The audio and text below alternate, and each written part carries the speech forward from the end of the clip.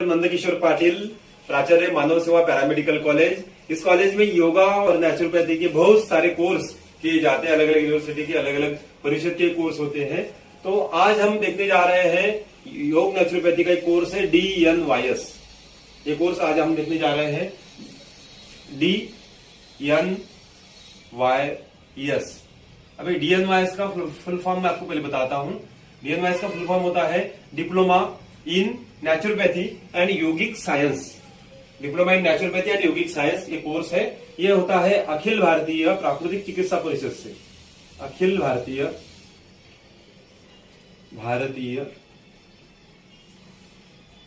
प्राकृतिक चिकित्सा परिषद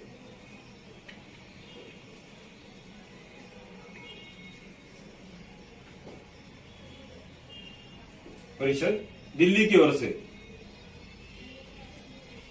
ये परिषद जो है महात्मा गांधी और राष्ट्रपिता महात्मा गांधी और इनके साथ विनोबा जी भावे, इन्होंने मिलकर ये परिषद स्थापन किया था कि जो लोग हैं गरीब, इंडिया के जो लोग हैं गरीब है और इनका जो खर्चा है, जो हेल्थ पर जो खर्चा होता है वो कम करने के हिसाब से मट्टी पानी से इलाज होना चाहिए, इसलिए फिर ये परिषद स्थापन किया था। और इसके बाद परिषद स्थापन करने के बाद ये परिषद ने शुरू किया। ये कोर्स शुरू करने के बाद ये कोर्स को लोगों तक पहुंचने के लिए इन्होंने अलग अलग जगहों पे कॉलेजेस दिए थे और ये कोर्स आगे रन हुआ। तो अभी ये कोर्स करने के बाद ये कोर्स की मैं पूरी जानकारी आपको दूंगा। ये कोर्स है 3.5 साल का, ये 3.5 ईयर। तो 3.5 साल का ये कोर्स है। ये 3.5 साल में 3 साल होता है एकेडमिक और 6 महीने का होता है इंटर्नशिप। तो 6 महीने का इंटर्नशिप होता है और एकेडमिक होता है। इसमें एकेडमिक में 3 बार एग्जाम होती है। हर साल दिसंबर या जून में एग्जाम चलती है। आप अगर दिसंबर में एग्जाम देंगे तो हर बार आपके दिसंबर में एग्जाम रहेंगे। जून में अगर आप एग्जाम देंगे तो हर बार जून में आपके एग्जाम रहेंगी। तीन बार एग्जाम देने के बाद, 3 साल एग्जाम देने के बाद 6 महीने का आपको इंटर्नशिप लेना पड़ता है। आपको 3 महीने 2 हॉस्पिटल में जाके आपको प्रैक्टिकल नॉलेज लेना पड़ता है। और ये कोर्स करने के बाद आप योगा और नेचुरोपैथी में आपका करियर कर सकते हैं। योगा में जब आप करियर करेंगे तो आप योग टीचर बनके आपको जॉब मिलेगा। आप अलग अलग स्कूल में जॉब कर सकते हैं, कॉलेजेस में जॉब कर सकते हैं योग टीचर का। और आप PSC सेंटर होते हैं या फिर गवर्नमेंट के जो भी हॉस्पिटल होते हैं वहां पे भी योग टीचर करके आपको जॉब मिलेगी। या फिर पतंजलि या फिर अलग अलग संस्थान में भी आप योग टीचर का काम कर सकते हैं। ये करने के बाद आपको अच्छी खासी सैलरी भी मिलती है। और अगर आप इंडिया के बाहर भी जाना चाहते हैं तो योग क्षेत्र में आपको इंडिया के बाहर भी अपॉर्चुनिटी है। इसके बाद अगर आप देखेंगे नेचुरोपैथी, तो नेचुरोपैथी में मैं आपको बताऊंगा कि नेचुरोपैथी में आप क्या करेंगे। नेचुरोपैथी में 5 एलिमेंट्स होते हैं जो हमारे पंचमहाभूत होते हैं, धूप, आकाश, मिट्टी, पानी और वायु। ये जो 5 तत्व हैं, 5 तत्वों को लेकर आपको पेशेंट का इलाज करना होता है। पेशेंट का इलाज जो होता है वो बिना दवाई का, बिना इंजेक्शन सलाइन का, बिना ऑपरेशन का आप इलाज करेंगे। और ये जो इलाज है ये पूरा मट्टी से, पानी से और मसाज, एनिमा, बस, टिम्बस से आपको इलाज करना होता है। और इसमें डेफिनेटली पेशेंट ठीक होता है। ये इलाज करने के बाद पेशेंट ठीक होता है। तो ऐसे इलाज में अगर आप इलाज करेंगे पेशेंटों का तो ये देश सेवा भी होती है, ये सोशल एक्टिविटी भी होती है। तो ये करके आपको अच्छा खासा सैलरी मिल जाता है। ये कोर्स कंप्लीट करने के बाद डेफिनेटली हमारे यहाँ से 40 से ज्यादा स्टूडेंट ने जॉब पर गए हैं और सभी को हम जॉब देने वाले हैं। पूरे इंडिया में अलग अलग जगहों पे जहाँ पे योग नेचुरोपैथी का सेंटर है वहां पे आपको डेफिनेटली जॉब मिलता है और आपको 15,000 से 25,000 तक आपको सैलरी मिलता है। तो जरूर आपने ये कोर्स करना चाहिए। ये कोर्स करने के लिए आपको उम्र की कोई प्रॉब्लम नहीं है, कोई भी उम्र में आप ये कर सकते हैं। आप 18 साल से लेके तो 60-70 साल तक आप ये कोर्स कर सकते हैं। आप अगर डॉक्टर हो तो भी आप कोर्स कर सकते हैं, आप इंजीनियर हो तो भी ये कोर्स कर सकते हैं, आप वकील हो या फिर आप कोई फोर्स में हो, आप आर्मी, नेवी, एयरफोर्स में हो तो भी ये कोर्स कर सकते हैं। आपका रिटायरमेंट हो गया है, अभी क्या करें, अभी कोई काम नहीं है, तो उस समय भी आप ये कोर्स कर सकते हो। ये कोर्स करने के लिए आप रेगुलर भी आ सकते हो। 11 से 5 के टाइम में कॉलेज चलता है डेली। अगर आप कॉलेज डेली करना चाहते हैं तो डेली भी कर सकते हैं। अगर आपको डेली समय नहीं है तो आप महीने 2 महीने में विजिट करके भी कर सकते हैं। या फिर आप साल में 15 दिन का प्रैक्टिकल नॉलेज लेकर कॉलेज में रह के 15 दिन का नॉलेज लेके भी ये कोर्स कंप्लीट कर सकते हैं। इसमें इंपॉर्टेंट होता है कि आपको प्रैक्टिकली नॉलेज रहना चाहिए, इसलिए 10-15 दिन का समय आपको देना पड़ता है। और एग्जाम 2 दिन का होता है। अगर जून में देंगे तो भी 2 दिन का, दिसंबर में देंगे तो भी 2 दिन का। 2 दिन आपको एग्जाम देना होता है, एक दिन योगा का पेपर, एक दिन नेचुरोपैथी का पेपर, ऐसे पेपर होते हैं। और ये अगर आप करेंगे कोर्स तो इसमें आपको बहुत सारी बेनिफिट मिलती है। खुद का भी सेहत आप ठीक रख सकते हैं, पब्लिक का भी रख सकते हैं, फैमिली का भी आप सेहत ठीक रख सकते हैं। अगर आपको इसमें एडमिशन करना है तो 25 सितंबर इसका लास्ट डेट है, 25 सितंबर तक ये आपको एडमिशन करना है। 25 सितंबर 25/9 तक आपको एडमिशन करना है। अगर आप 25 तारीख तक एडमिशन करते हैं तो आपको फीस आता है, आपको डीएनवाईएस का जो फीस है ये 8,500 रुपए हम साल का लेते हैं। 8,500 रुपए आपको साल में फीस भरना पड़ता है। ऐसे हर साल 8,500 का आपको फीस पे करना होता है। और इसके बाद आपको 900 रुपए हर साल एग्जाम फी भरना पड़ता है। हर साल आपको 900 रुपए एग्जाम फी भरना पड़ता है। इसके बाद आपको किताबों का खर्चा लगता है। किताबों का 1500 के आसपास आपको खर्चा लगता है। 1200 से 1500 रुपए आपको, या फिर आप जितने किताबें खरीदेंगे उतना आपका खर्चा बढ़ेगा। उसके बाद आपको टी शर्ट और एप्रॉन कॉलेज का लेना पड़ता है, वो आपको 1000 रुपए के आसपास आ जाता है। उसके बाद आपको कॉलेज में आपको एक कोर्स कंप्लीट होने के बाद, इंटर्नशिप करने के बाद आपको डिप्लोमा के लिए 500 रुपए पे करना पड़ता है। और जो रजिस्ट्रेशन होता है, जो प्रैक्टिशनर रजिस्ट्रेशन होता है, उसके लिए 3000 रुपए आपको खर्चा करना पड़ता है। तो ऐसा टोटल पकड़ के एक 30-35 हजार तक आपको खर्चा आता है टोटल एक कोर्स का। ये कोर्स करने के बाद आपको डेफिनेटली जॉब है। खुद का सेंटर भी खोल सकते हैं, खुद का कॉलेज भी खोल सकते हैं, खुद का हॉस्पिटल भी खोल सकते हैं खुद का, या फिर आप दूसरे के यहाँ जॉब भी कर सकते हैं। बहुत सारी अपॉर्चुनिटी इस कोर्स में है। देखिए, ये कोर्स अगर आपको करना है तो आपको कुछ डॉक्यूमेंट कॉलेज को सबमिट करना होता है और फीस सबमिट करना होता है। फीस तो आपको पता है, मैंने इतना फीस सबमिट करना होता है। आप अगर वन टाइम नहीं करते तो आप 2 इंस्टॉलमेंट में भी फीस पे कर सकते हैं। इसमें आपको ये डेट बताया मैंने आपको, 25/9 तक आपको एडमिशन करना है। अगर 25 तारीख तक आप करते हैं तो 8.5 भरना है। अगर आपको 30/8 तक आप एडमिशन करते हो, यानी अगस्त महीने के 30 तारीख तक अगर आप एडमिशन करते हो तो आपको फी पे करना है। 500 रुपए आपको बच जाते हैं, 8,000 में आपका एडमिशन हो जाएगा। और अगर आप 25 तारीख के आगे जाके एडमिशन करते हो तो आपको इधर और आपको फीस आपको ज्यादा भरना पड़ेगा। 8.5 का 9,000 रुपए आपको भरना पड़ सकता है। इसका लेट फी आपको लगेगा। अगर आपको एडमिशन करना है तो आप जल्द से जल्द एडमिशन कीजिए। अगर आप और जानकारी आपको देता हूं मैं कि डॉक्यूमेंट कौन से चाहिए। डॉक्यूमेंट में आपका जेरॉक्स डॉक्यूमेंट चाहिए, ओरिजिनल डॉक्यूमेंट का जरूरत नहीं है। इसमें आपका 10वीं और 12वीं का आपका मार्कशीट, आधार कार्ड का मार्कशीट, आधार कार्ड का जेरॉक्स, टीसी का जेरॉक्स और पासपोर्ट फोटो आपका, यही सब आपको आप व्हाट्सएप पे भेज सकते हैं, ईमेल पर भेज सकते हैं। और आपका, या फिर कॉलेज में आके आप दे सकते हैं, या फिर पोस्ट ऑफिस से भेज सकते हैं। ऐसे कोई भी माध्यम से आप भेज के इसका एडमिशन कंफर्म कर सकते हैं। और एक इन्फॉर्मेशन है, इंपॉर्टेंट है, कि अगर आपका बीए, बीकॉम, बीएससी या फिर कोई भी एजुकेशन शुरू है, अभी आप पढ़ रहे हो, आप कोई कॉलेज में आपका एडमिशन है, आप मुक्त विद्यापीठ ओपन यूनिवर्सिटी से कर रहे हो, या फिर कोई भी यूनिवर्सिटी से आप पढ़ाई कर रहे हो, तो वो पढ़ाई करते करते करते करते आप ये भी पढ़ाई कर सकते हैं। कोई दिक्कत नहीं, आप घर से कर सकते हैं, ये दूसरी पढ़ाई के साथ कर सकते हैं। और बहुत अच्छा कोर्स है योग नेचुरोपैथी का, ये आपने जरूर करना चाहिए। अगर आपको एडमिशन करना है तो मैं आपको कॉलेज का एड्रेस बताता हूं। कॉलेज है मानव सेवा पैरामेडिकल कॉलेज, लड्ढा कैंपस, पुराने बस स्टैंड के पास, महेश नगर, अंजनगांव सुरजी, तहसील अंजनगांव सुरजी है, डिस्ट्रिक्ट अमरावती है और स्टेट महाराष्ट्र है। महाराष्ट्र के अंदर एक कॉलेज है अमरावती डिस्ट्रिक्ट में। और मैं आपको कॉन्टैक्ट नंबर बताता हूं। अगर आपको कॉल करके कुछ और भी जानकारी चाहिए तो आप मेरा एक नंबर ले लीजिए, इस पर आप कॉल कीजिए। नंबर है 9273663032। इस नंबर पर आप कॉल कर सकते हैं। नंबर दोबारा बताता हूं, 9273663032। इस नंबर पर आप कॉल कर सकते हैं, या फिर मैसेज, व्हाट्सएप पर मैसेज भी कर सकते हैं। और आपको और जो भी जानकारी चाहिए वो मैं आपको यहाँ पे बताऊंगा। और कॉलेज देखने के लिए आप जरूर आइए। अगर कोई पेशेंट है आपके नजदीक, आपके आसपास, और उनकी बीमारी ठीक नहीं हो रही है, पिछले 10, 15, 20 साल से वो इलाज कर रहा है और वो इलाज से उसको बेनिफिट नहीं मिल रहा है, तो ऐसे पेशेंट आप हमारे यहाँ ला सकते हैं। उन्हें हमारे यहाँ आके उनको पूरा हम ट्रीटमेंट देंगे। उनका जो भी बीमारी है, बीमारी पर हम पूरा इलाज करेंगे। और वो भी बिना इंजेक्शन, बिना दवाई, बिना सलाइन, बिना ऑपरेशन का हम इलाज करेंगे और वो ठीक करेंगे। इतना बताता हूँ और आपकी रजा लेता हूँ।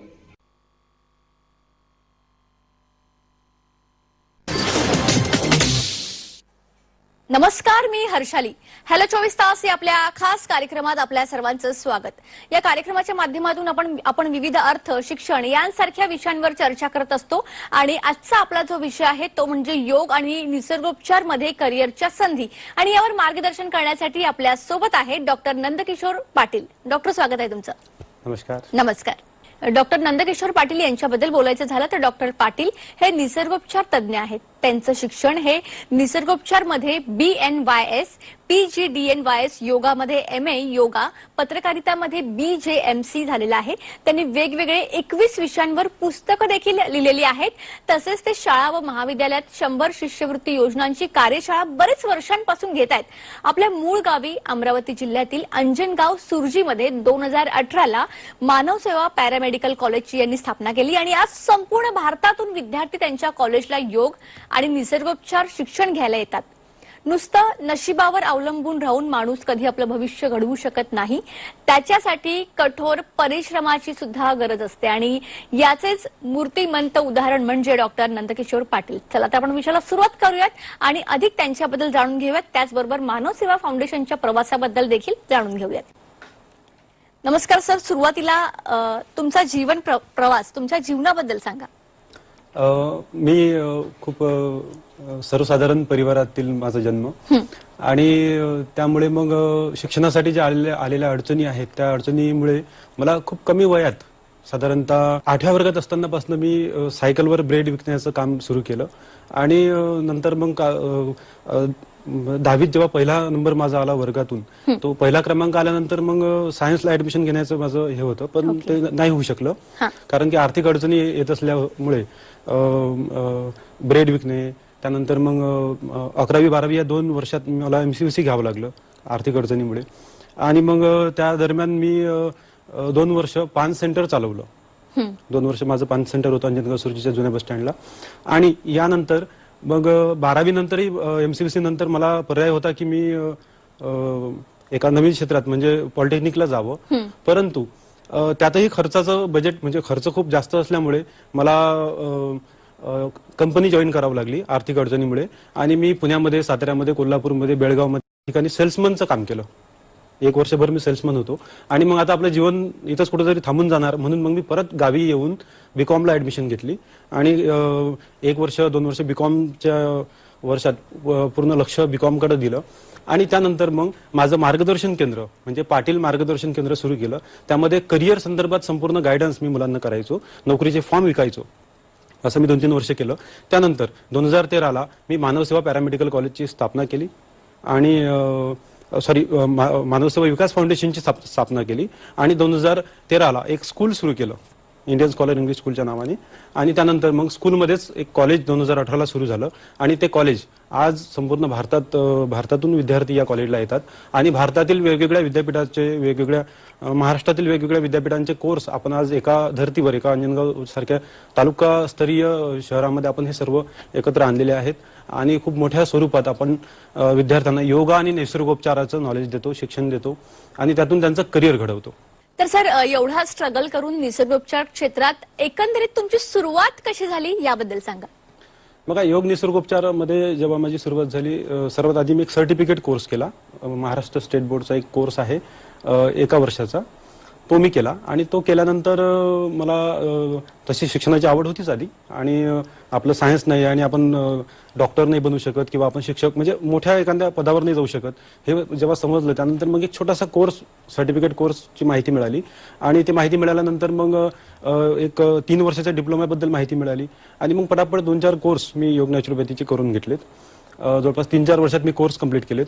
आणि कोर्स केल्यानंतर मग जेव्हा मला लक्षात आलं की शिक्षण उपलब्ध आहे परंतु प्रॅक्टिकली नॉलेज खूप कमी दिलं जातं कॉलेजेसमध्ये, मग असं एखादं कॉलेज असावं की ज्यामध्ये मुलांना फुल ट्रेनिंग दिल्या जाईल आणि ते ट्रेनिंग दिल्यानंतर त्यांना करिअरच्याही संधी आपल्या माध्यमातून उपलब्ध होतील. म्हणून मग मी जास्तीत जास्त लक्ष याकडे दिलं आणि एक 2018ला कॉलेजची सुरुवात केली. कॉलेज सुरू करताना सर्वात महत्त्वाचं त्यामध्ये योगा आणि निसर्गोपचार दोन्ही गोष्टीला घेण्यात आलं. आणि योगा निसर्गोपचाराचे अमरावती विद्यापीठाचा कोर्स आहे किंवा वेगवेगळ्या विद्यापीठांचे कोर्स एकत्र आणलेत आणि संपूर्ण नॉलेज विद्यार्थ्यांना देण्याचा हा प्रयत्न आम्ही केला. ओके. आता आपल्या प्रेक्षकांसोबत आपण थोडं बोलूया. तुम्हाला असा प्रश्न पडला असेल की योग आणि निसर्गोपचार नेमका हा काय विषय आहे, तर याबद्दलच आता आपण डॉक्टरांकडून जाणून घेऊयात की त्याबद्दल नेमके काय समज आहेत, काय गैरसमज आहेत. तर डॉक्टर याबद्दल थोडं सांगाल. बघा, योग आणि निसर्गोपचार हे आपलं हे इंडियन पॅथी मधलं एक पॅथी आहे. अशा 5 पॅथी आहेत इंडियन पॅथी. त्यामध्ये आयुर्वेदा, युनानी, सिद्धा, होमिओपॅथी आणि योग नॅचरोपॅथी अशा 5 पॅथी इंडियन पॅथी आहेत. त्यामधली एक आहे योग नॅचरोपॅथी. आणि योग नॅचरोपॅथीचा जेव्हा आपण अभ्यास करतो तेव्हा सर्वात महत्वाचं की यामध्ये औषधी नाही आहे. म्हणजे संकल्पनेमध्ये बऱ्याच विद्यार्थ्यांना किंवा बऱ्याच रुग्णांना पण असंच वाटतं की यामध्ये काही औषध असेल, पण यामध्ये औषधी नाही आहे. आणि यामध्ये आपण आहारच औषधी समजतो. म्हणजे आहार जर आपण व्यवस्थित घेतला तर आपल्याला औषधी घेण्याची गरज पडणार नाही, असा त्याचा एक अर्थ होतो.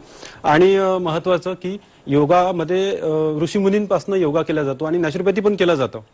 आपण प्रत्येक भारतातला, जगातला प्रत्येक व्यक्ती नॅचरोपॅथी करतोय, परंतु तो त्याला स्पष्ट ते समज म्हणजे उल्लेखित ते नाही राहत. जसं उदाहरणार्थ की कोविडमध्ये आपण स्टीम घेतला, तो नॅचरोपॅथीचा भाग आहे. आपण रोज सकाळी आंघोळ करतो, हा नॅचरोपॅथीचा भाग आहे. आपण निसर्गाशी जुळून आहो, 5 तत्वाशी जुळून आहो, म्हणजे आपण नॅचरोपॅथी करतोय. आणि जगातला असा कोणता व्यक्ती नाही की तो नॅचरोपॅथीच्या दूर आहे, तो निसर्गाशी धरूनच आहे. निसर्गोपचारामध्ये मिट्टी, पाणी, धूप, हवा, आकाश असे 5 तत्व येतात. मिट्टी तत्व, आकाश तत्व, जल तत्व, अग्नितत्व आणि वायू तत्व असे 5 तत्व येतात. आणि या 5 तत्वावरच आधारित ही पॅथी आहे. म्हणजे एखादा बघा, मानव शरीर हे 5 तत्वांनी बनलेलं आहे. यथा पिंडे तथा ब्रह्मांडे असं म्हटलं जातं. तर जे पिंडी म्हणजे जे आपल्या शरीरात आहे, जेवढं आपल्या शरीरात आहे तेवढंच ब्रह्मांडात आहे. म्हणजे आपल्या शरीरामध्ये 70% पाणी आहे, तसंच ब्रह्मांडामध्ये 70% पाणी आहे. असं पूर्ण आपण त्याचं समाविष्ट करू शकतो. मग त्यामध्ये mud therapy, hydrotherapy, chromotherapy, massage, enema, हिब्बा, स्टिंबात असे सगळे बऱ्याच प्रकारचे थेरपी यामध्ये येतात. आणि हे करून आपण रुग्णांचा आजार बऱ्यापैकी चांगला करू शकतो, त्याला रोगातून बरं करू शकतो. आणि माझ्या संकल्पनेमध्ये तर मी स्पष्ट सांगणार की रोग येईपर्यंत आपण करतो काय, एखादा आजार आपल्या शरीराला येईपर्यंत आपण केलं काय. आजार आलाच नाही पाहिजे यासाठी काहीतरी प्रयोग केला पाहिजे. आणि ते प्रयोग म्हणजेच दिनचर्या. आपली दिनचर्या जी चुकीची होत आहे त्यामुळेच आपले हे रोगराई आपल्या शरीरामध्ये वाढत आहे किंवा रोगराईचे प्रमाण वाढत आहे. म्हणून दिनचर्या आपली व्यवस्थित केली पाहिजे. रात्री उशिरा झोपणे, सकाळी उशिरा उठणे, रात्री 2-2, 3-3 वाजेपर्यंत काही विद्यार्थी अभ्यास करतात, तो चुकीची पद्धत आहे. रात्री 9-10 पर्यंत झोपलं पाहिजे आणि सकाळी 5 वाजता उठून आपला पुन्हा अभ्यास सुरू करायचा. 4 वाजता उठा, काही प्रॉब्लेम नाही. परंतु जर तुम्ही उशिरा झोपत असाल, उशिरा उठत असाल तर दिनचर्या चुकीची होते. सकाळी उठल्याबरोबर तुम्ही केमिकलने दात घासत असाल तर तुमच्या आरोग्याला धोकादायक आहे. तुम्ही निंबाचं किंवा बाभळीची एक डांग घेऊन त्याने दात घासा. म्हणजे सांगायचं तात्पर्य की तुम्ही निसर्गाच्या जेवढ्या दूर जाल तेवढं आरोग्य खराब होईल. आज स्टाईलमध्ये आपण म्हणजे स्टाईलच्या घरात आपण राहतोय याचा अर्थ की आपण निसर्गाच्या दूर आहोत. आज जर तुम्ही मातीच्या घरात असाल तर तुमचं पाठदुखी, मानदुखी, कंबरदुखी होणार नाही, डोकं दुखणार नाही. जर मातीशी संपर्क तुमचा असेल तर मातीत खूप सारे गुणधर्म आहेत. प्रत्येक आजारावर माती हे काम करते. एकही असा आजार नाही की त्या आजारामध्ये माती काम करणार नाही. प्रत्येक आजारामध्ये मातीचा गुणधर्म आहे. माती आजाराला बरं करू शकते. ओके. आता सर, मानसेवा कॉलेजमध्ये कोणते कोणते कोर्स उपलब्ध आहेत त्याविषयी थोडं प्रेक्षकांना सांगा. बघा, योग मानवसेवा पॅरामेडिकल कॉलेजमध्ये योगा आणि निसर्गोपचाराचे खूप सारे कोर्स उपलब्ध आहेत. त्यामध्ये सर्वात जास्त ऍडमिशन होणारा कोर्स आहे DNYS, diploma in naturopathy and yogic science. हा जो कोर्स आहे हा अखिल भारतीय प्राकृतिक चिकित्सा परिषद दिल्लीकडून चालवला जातो. आणि ही परिषद महात्मा गांधीजींनी सुरू केली. महात्मा गांधीजींचा जेव्हा पुण्यामध्ये येऊन आजार बरा झाला त्यानंतर त्यांनी काही लुई कुनी आणि बरेच विषयाचे बरेच लेखकांची पुस्तकं वाचलेत. आणि त्यानंतर त्यांनी पुस्तकं पण लिहिले नॅचरोपॅथीचे. आणि पुण्याजवळ त्यांनी नॅचरोपॅथीचं एक आश्रम सुरू केलं उरळी कांचनला. तर महात्मा गांधीजींनी जे परिषद स्थापन केली ते त्यांचं काम पुढं विनोबा भावे, बाळकोबा भावे हे चालवायचे. आणि त्यांचं जे कार्य आहे त्या कार्यातून त्यांनी जे परिषद स्थापन केली, जे कौन्सिल स्थापन केली, त्या कौन्सिलद्वारे हा कोर्स चालवला जातो. त्याचं नाव आहे DNYS. भारतात सर्वात जास्त DNYS चे विद्यार्थी आज आहेत. आणि हा कोर्स करून विद्यार्थी आपलं करिअर करू शकतात, एक आपलं क्लिनिक उघडू शकतात, गव्हर्नमेंट किंवा प्रायव्हेट जॉबसाठी अप्लाय करू शकतात. अशा खूप साऱ्या संधी विद्यार्थ्यांना यामध्ये मिळतात. आता यामध्ये जर तुम्ही पाहिलं तर वयाची अट नाही. माझ्याकडे बरेच असे विद्यार्थी आहेत की जे रिटायरमेंट झाल्यानंतर माझ्याकडे आलेत आणि कोर्स करत आहेत. काही असे विद्यार्थी आहेत की ज्यांचं पोलीस डिपार्टमेंटला आहेत आणि माझा कोर्स सुरू आहे. काही असे आहेत, धुळ्याचे एक विद्यार्थी आहेत माझे की जे सध्या गव्हर्नमेंट वकील आहेत, वकिली सुरू आहे, सोबत कोर्स आहे. म्हणजे करस्पॉन्डन्स हा करता येतो, रेग्युलर पण करता येतो, करस्पॉन्डन्स पण करता येतो. म्हणजे तुम्हाला वेळ असेल तर तुम्ही रेग्युलर कॉलेजला येऊन करा, आणि जर वेळ नसेल तर तुम्ही एक्झामला या, कॅम्पला या, आणि अधूनमधून काही जसं वेळ मिळेल तसं या. म्हणजे तुमचा हा कोर्स 3 वर्षाचा कोर्स कंप्लीट करता येऊ शकतो. यामध्ये वयाची अट नाही. 12वी आर्ट, कॉमर्स, सायन्स असं कोणीही विद्यार्थी यामध्ये प्रवेश घेऊ शकतो. महिला प्रवेश घेऊ शकतात. त्यानंतर एक चांगला कोर्स, हा कोर्स करून तुमचं करिअर मी म्हणेल की 100% यामध्ये आहे. आणि रोजगार, यामध्ये स्वतःचा रोजगारही तुम्ही उभा करू शकता. तुम्ही बऱ्याच लोकांना रोजगारही देऊ शकता. एक तुम्ही स्वतःचं जर क्लिनिक उघडलं तर 10-12 लोक तुमच्याकडे जॉबवरही राहू शकतात. बरोबर. आता आधुनिक काळात या निसर्गोपचाराचं महत्व काय आहे सर, थोडक्यात सांगाल? बघा, आधुनिक काळात निसर्गोपचाराचं खूप जास्त महत्व आहे. आधुनिक काळात आपण जर पाहिलं तर कोविड सारखं आपण महामारी पाहिली, त्यावेळेस आपण जे काही उपचार घेतले, हे सर्व उपचार जे होते, हे योग नॅचरोपॅथीचे बरेच उपचार त्यामध्ये घेण्यात आले. जलनीती करण्यात आली, बऱ्याच हॉस्पिटलमध्ये जलनीती झाली. तर सांगायचं तात्पर्य की नवीन या आधुनिक काळात जर तुम्ही विचार केला, समजा सकाळी जेवण केलेलं आपण रात्री खात नाही. सकाळी आपण जेवण बनवलेलं रात्री आपण खात नाही, आणि खूप दिवसाचं पॅकेट झालेलं अन्न आपण खातो. म्हणजे 2 महिने, 4 महिने, 1 वर्षानंतरचं आपण अन्न खातो. आणि हे अन्न खाल्ल्यावर म्हणजे ते अन्न चांगलं राहावं, त्याला स्मेल येऊ नये म्हणून त्याच्यात केमिकल टाकले जातात. बरोबर. आणि तेच केमिकल खाल्ल्यानंतर आपल्याला रोगराई होणारच. प्लास्टिकच्या पॅकेटमध्ये वर्षभर ते अन्न असतं. त्या प्लास्टिकचाही काही अंश आपल्या शरीरात जाऊ शकतो, आणि तो गेल्यानंतर मग काय त्याचा दुष्परिणाम होणार. तर असे खूप सारे आधुनिक काळात आपण आपल्या आरोग्याला जपलं पाहिजे, आणि त्यासाठी निसर्गोपचारामध्ये दिनचर्या निसर्गोपचाराची आपण अवलंबली पाहिजे. बघा, DNYS कोर्स नंतर दुसरा कोर्स आहे टिळक महाराष्ट्र विद्यापीठाचा. हा 1.5 वर्षाचा कोर्स आहे पुण्यामधून, पुण्याच्या युनिव्हर्सिटी तर्फे होतो. आणि हा जो कोर्स आहे हा 12वी नंतर आर्ट, कॉमर्स, सायन्स कोणीही विद्यार्थी करू शकतो. याला वयाची अट नाही आहे, आणि हा रेग्युलर किंवा करस्पॉन्डन्स दोन्ही पद्धतीनं करता येतो. हा कोर्स करून तुम्ही तुमचं करिअर करू शकता. त्यानंतर संत गाडगेबाबा अमरावती विद्यापीठाचा एक कोर्स आहे DNYT, तो करून तुम्ही करिअर करू शकता. त्यामध्येही जर आपण विचार केला तर त्यामध्येही सायन्सची गरज नाही आहे, आणि कमी पर्सेंटेज असले तरी प्रवेश मिळतो. त्यानंतर जर आपण पाहिलं तर CNYT कोर्स आहे, जो 1 वर्षाचा आहे. 10वीवरच तो कोर्स आहे, 12वीची गरज नाही. आणखी एक कोर्स आहे CENY, की जो आम्ही स्कीममध्ये बऱ्याचदा फ्रीमध्ये चालवतो, आणि तो फक्त 6 महिन्याचा कोर्स आहे. आणि तो करून तुम्ही या क्षेत्रात थेरपी म्हणून काम करू शकता भविष्यात. त्यासोबतच संत गाडगेबाबा अमरावती विद्यापीठाचा एक PG कोर्स आहे, PG डिप्लोमा, PG DNYS, हा तुम्ही अमरावती विद्यापीठात जाऊन करू शकता. सोबतच BNYS कोर्स आहे, की जो आपण त्याला 12वी सायन्स लागतं, आणि तो कोर्स करून आपण 5.5 वर्षाचा कोर्स आहे, तो करून आपण आपलं करिअर करू शकता. असे बरेच कोर्स योग नॅचरोपॅथीचे यामध्ये आहेत. MA योगा आहे, MA योगा करून, BA योगा करून आपण योग आणि नॅचरोपॅथी या क्षेत्रात काम करू शकता. ओके. आता आधुनिक काळात निसर्गोपचाराचं महत्व थोडक्यात सांगाल? आधुनिक काळात जर तुम्ही पाहिलं तर आधुनिक काळाची आपली जे लाईफस्टाईल आहे ते खूप बदललेली आहे. आणि लाईफस्टाईल जर आपण याच लाईफस्टाईलमध्ये राहिलो तर पूर्ण भारतात रोगराई आजही जर पाहिलं तर प्रत्येक घरात एक आजार आहे. आणि तो आजार जर आपल्याला कमी करायचा असेल तर सर्वात महत्त्वाचं की आपली दिनचर्या बदलवली पाहिजे, आणि क्लिन्झिंग करत गेलं पाहिजे. आपल्या शरीरात खूप घाण साचलेली असते, आणि ते घाण जे आहे ते घाण साफ करायच्या दृष्टीने पंचकर्म आहे, षटकर्म आहे, हे करून तुम्ही तुमच्या शरीराला साफ करू शकता. जसं आपल्या गाडीला आपण सर्व्हिसिंग करतो तशासारखंच आपल्या शरीराला सर्व्हिसिंग करणं ही तेवढंच गरजेचं असतं. हे करून आपण आपलं करिअर, आपलं आरोग्य चांगलं ठेवू शकता. आणि जर तुम्ही पाहिलं तर जसं मी तुम्हाला सांगितलं की फूड जे आपण खातो, आपण जे बऱ्याच दिवसापासून, बऱ्याच महिन्यांपासून, बऱ्याच वर्षापासून पॅकेट केलेलं अन्न असतं, आणि ते आपण खातो. आज आपल्या घरी बनवलेलं अन्न हे आपण संध्याकाळी खात नाही. आणि पॅकेट आलेलं अन्न, बिस्किट्स आहेत किंवा वेगवेगळे पॅकेट आहेत, ते पॅकेट अन्न जे खातो आपण त्याला प्लास्टिकच्या पॅकेटमध्ये पॅक केलं असतं. प्लास्टिकमुळे आणि त्या सर्व त्यामध्ये काही घटक टाकले जातात, काही ऍसिड टाकले जातात, आणि त्या ऍसिडमुळे आपलं आरोग्य खराब होतं. तर आरोग्य खराब नाही झालं पाहिजे, त्यामुळे म्हणजे त्यासाठी आपण असे प्रयत्न केले पाहिजे. ओके. आता योग आणि निसर्गोपचार क्षेत्रात जर करिअर करायचं असेल तर याची काय प्रोसेस आहे, थोडक्यात सांगाल? बघा, योग नॅचरोपॅथीमध्ये करिअर करायचं असेल तर सर्वात आधी आपण ऍडमिशन केली पाहिजे. कॉलेजला ऍडमिशन करणं महत्वाचं आहे. त्यानंतर जर तुम्हाला चांगलं करिअर करायचं असेल तर रेग्युलर कॉलेज करणं गरजेचं आहे. रेग्युलर कॉलेज करून तुम्ही या क्षेत्रात चांगलं करिअर करू शकता. माझ्याकडे आल्यानंतर मी विद्यार्थ्यांचा माझ्याकडे आले की कोर्स सुरू असतानाच मी त्यांच्या मुलाखती घेणं सुरू करून टाकतो की माझ्याकडून पुढे जेव्हा ते जातील तेव्हा त्यांना मुलाखतीला फेस करताना त्या व्यवस्थित करता आलं पाहिजे. म्हणून इथं पूर्ण नॉलेज दिलं जातं आणि इथनं बाहेर जेव्हा मुलगा जातो तेव्हा तो नोकरीवर किंवा स्वतःचं करिअर करतोच. ओके, आता योग आणि निसर्गोपचार या क्षेत्रामध्ये विद्यार्थ्यांचं पुढे जाऊन कसं करिअर घडू शकतं, थोडक्यात सांगाल? बघा, योग नॅचरोपॅथी क्षेत्रात जाऊन मुलं आपलं करिअर करू शकतात.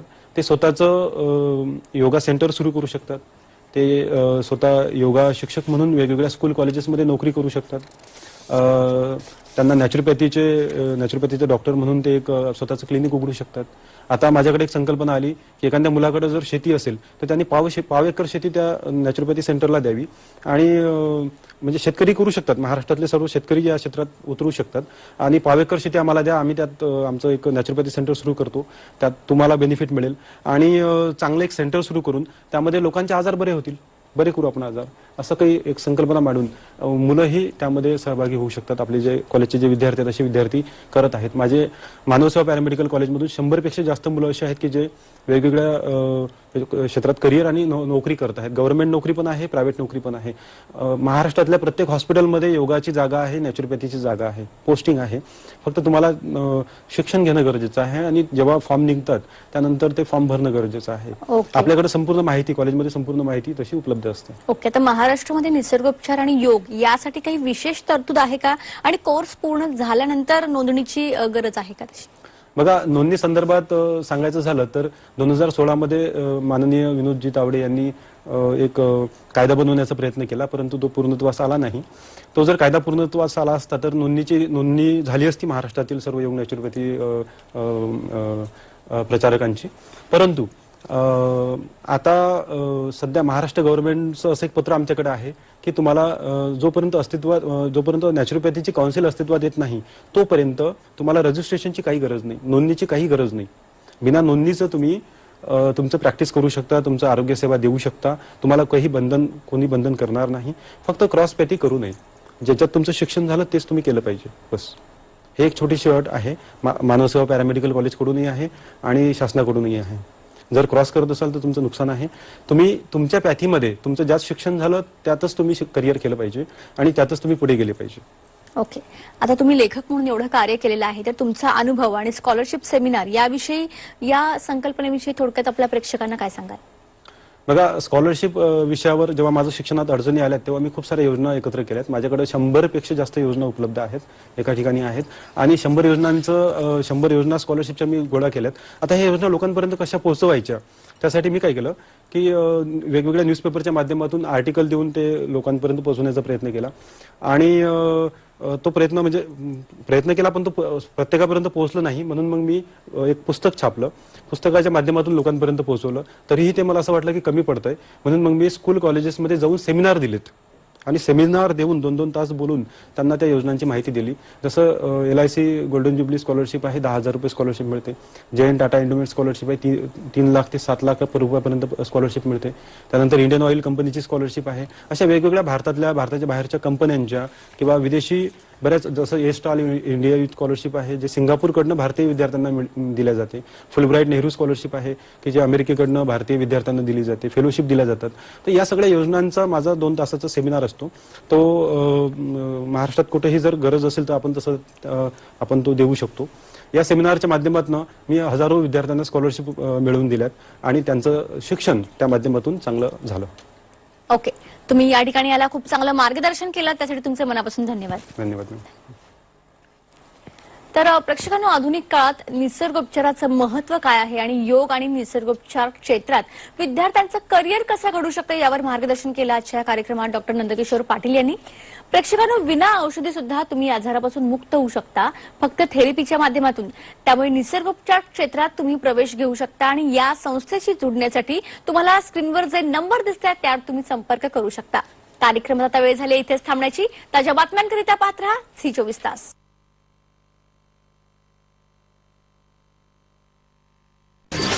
आपल्या रोजच्या जीवनामध्ये आपण विविध शारीरिक समस्येने कंटाळलो असतो. आपण बऱ्याच ठिकाणी इलाज करतो, परंतु जसा पाहिजे तसा रिझल्ट येत नाही. तर आज मी तुम्हाला ओळख करून देतो आपल्या सर्वांचा विश्वास आणि खात्रीशीर रिझल्ट, मानव सेवा नेचर क्युअर सेंटर. आमच्याकडे कुठली मसाज, फायर कंपिंग, मशीनद्वारे शेक लावणे, ऑक्सिभूषण, खुबा खराब होणे, मान पाठ कंबर, डोकेदुखी, सांधेदुखी, जुनाट सांधेवात, खांदा आखडणे, पायाला गोळे येणे, अर्धांगवायू उपचार, सायटिका, शिरांचे सर्व आजार, मणका दबणे, गॅप पडणे, झीज होणे, मणका सरकणे, यामधील आपण कोणत्याही जर त्रासाला कंटाळले असाल तर खात्रीशीर रिझल्ट. आतापर्यंत अनेक पेशंटला आपल्या त्रासापासून आराम मिळाला. तर आपल्या कोणत्याही समस्येसाठी रामबाण उपाय एकदा अवश्य संपर्क साधा. 9273663032. आमचा पत्ता Manav Seva paramedical college, Latta campus, Maheshnagar, Anjangaon, Suji, जिल्हा अमरावती. मानव सेवा नेचर क्यू. चला चला चला, योग निसर्गोपचार महोत्सव. योग निसर्गोपचार महोत्सव 3 दिवसाचे भव्य शिबिर, एज्युकेशन कॅम्प 2025, भव्य योग निसर्गोपचार वार्षिक निवासी शिबिर 2024-25, 30-31 जानेवारी आणि 1-2 फेब्रुवारी 2025. स्थळ संत गुलाबबाबा आश्रम, टाकरखेडा मोरे, तालुका अंजनगाव, सुजी, जिल्हा अमरावती. सदर योग आणि निसर्गोपचार महोत्सवामध्ये 3 दिवसाचे प्रशिक्षण आणि व्याख्यान होणार आहेत. या ठिकाणी संपूर्ण महाराष्ट्रासह भारतातून विद्यार्थी, शिक्षक, योग साधक, योग स्पर्धक, योग शिक्षक, शाळा आणि कॉलेजचे विद्यार्थी, निसर्गोपचार तज्ञ मंडळी असे सर्व महिला पुरुष एकत्र येणार आहेत. या शिबिराला वयाची अट नसल्यामुळे सर्व वयोगटातील व्यक्ती येऊ शकतात. या ठिकाणी भोजन व निवासी व्यवस्था प्रशस्त स्वरूपात केलेली आहे. सुसज्ज महोत्सवाचे आयोजन आणि नियोजन असेल आणि नवनवीन तज्ञ वक्ते आपले ज्ञान वाटणार आहेत. म्हणूनच योग आणि निसर्गोपचार क्षेत्रात विशेष कामगिरीसाठी या शिबिरात आवर्जून उपस्थित राहावे. यामध्ये जास्तीत जास्त चिकित्सा पद्धतीद्वारे रोग निवारण मार्गदर्शन केले जाईल. षटकर्म, मुद्रा, हिलिंग, बंध, ध्यान साधना, योगासन, प्राणायाम, सप्तचक्र, अष्टांग योग, जल चिकित्सा, सूर्यकिरण चिकित्सा, वायू चिकित्सा, आकाश चिकित्सा, माती चिकित्सा या पंचतत्वाद्वारे रोग निवारण करण्याचे मार्गदर्शन यावेळी मिळणार आहे. आपण या महोत्सवात यावे आणि आपल्या जवळच्या मित्रांना आवर्जून घेऊन यावे. शिबिराची नाव नोंदणी सुरू झालेली आहे. अधिक माहितीसाठी कॉलेजमध्ये संपर्क साधावा. Manav Seva paramedical college, doctor Nandkishor Patil, 9273663032. त्याचबरोबर 9175518074. नाव नोंदणी शुल्क विद्यार्थी 1000, इतर 1500. प्लीज हम कहाँ पे पाल्पेट कर सकते हैं बॉडी में, वो बताया, राइट? Yes ma'am. ओके, ठीक है. तो चलिए, तो वो एक हमारा आज का थोड़ा सा कम हो गया. ठीक है. लास्ट टाइम का हम लोग 2 मिनट में जल्दी से देख लेते हैं कि लास्ट टाइम हम लोगों ने क्या किया था. कोई जल्दी से बता दीजिए अभी मुझे, क्या क्या किया था हम लोगों ने last time. Circulation, right? 2 types of circulation किया था, याद है? चलिए जल्दी बताइए, आज ऑलरेडी लेट हो चुका है हम लोग को. Ma'am, systemic circulation and pulmonary circulation. Explain कर सकते हैं आप ब्रीफ में सिस्टमिक और पल्मोनरी क्या होता है, आप या कोई और भी? जल्दी से बता दीजिए. चलिए, ठीक है. सिस्टमिक सर्कुलेशन कहाँ से शुरू होकर कहाँ तक आता है? लेफ्ट वेंट्रिकल में से शुरू होता है.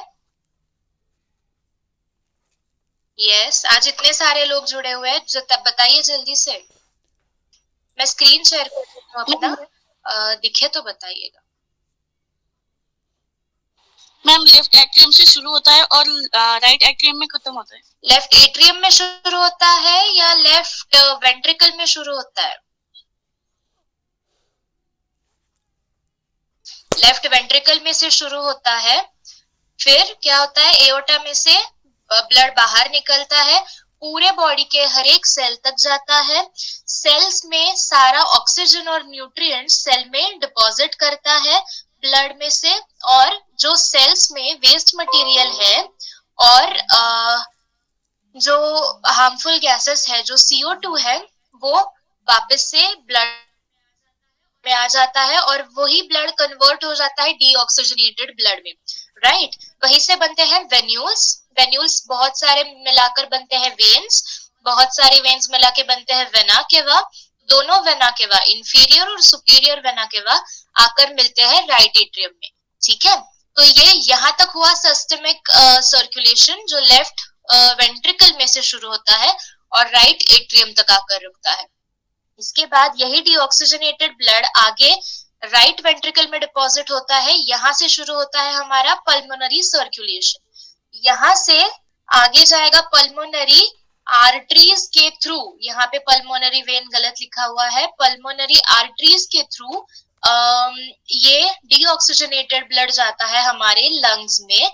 लंग्स के जो फंक्शनल यूनिट जिनको हम एल्वियोलाई बोलते हैं, वहां पे ये जो डीऑक्सीजनेटेड ब्लड है उसका ऑक्सीजनेशन होता है, यानी कि उस ब्लड में CO2 जो है वो लंग्स में जमा हो जाता है और लंग्स में जो O2 भरा हुआ है वो उस ब्लड में आ जाता है। तो ये डीऑक्सीजनेटेड ब्लड कन्वर्ट हो जाता है ऑक्सीजनेटेड ब्लड में। फिर ये वेन्यूल्स होते हैं, तो यहाँ पे ऑक्सीजनेटेड ब्लड है इसीलिए हम इनको बोलेंगे कैपिलरीज। बहुत सारे कैपिलरीज मिला के बनेंगे आर्टरीज। तो कौन सी आर्टरीज बनती है, लेकिन यहाँ पे ये एक्सेप्शन है, पल्मोनरी वेन होती है ये, ठीक है, जो ऑक्सीजनेटेड ब्लड लेके जाएगी लेफ्ट एट्रियम तक, ठीक है। तो ये हुआ पल्मोनरी सर्कुलेशन जो शुरू हुआ राइट वेंट्रिकल से और लंग्स के थ्रू जाके खत्म होता है लेफ्ट एट्रियम तक, ठीक है। आई होप सबने थोड़ा बहुत रिवाइज किया होगा। इसको रिवाइज करते रहिए, मैं बार बार बता रही हूँ आपको, वरना जब पेपर वगैरह लिखने जाएंगे तो आपको वापस पहले से सब कुछ शुरू करना पड़ेगा। ओके, दूसरी चीज हम लोगों ने देखी थी हार्ट कंडक्शन सिस्टम, राइट। किसी को कुछ बोलना है?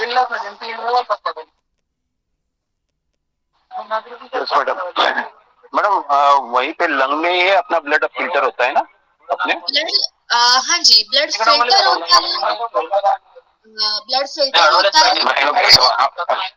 मतलब वहाँ पे ऑक्सीजनेटेड ब्लड होने से वहाँ पे ऑक्सीमोग्लोबिन तैयार होता है ना, वहाँ पे ऑक्सीमोग्लोबिन यानी शुद्ध रक्त होता है ना?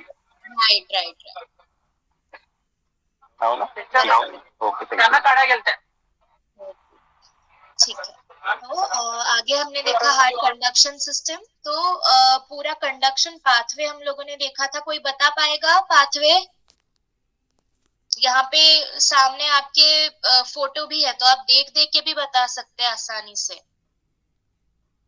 बताएगा कोई जल्दी से?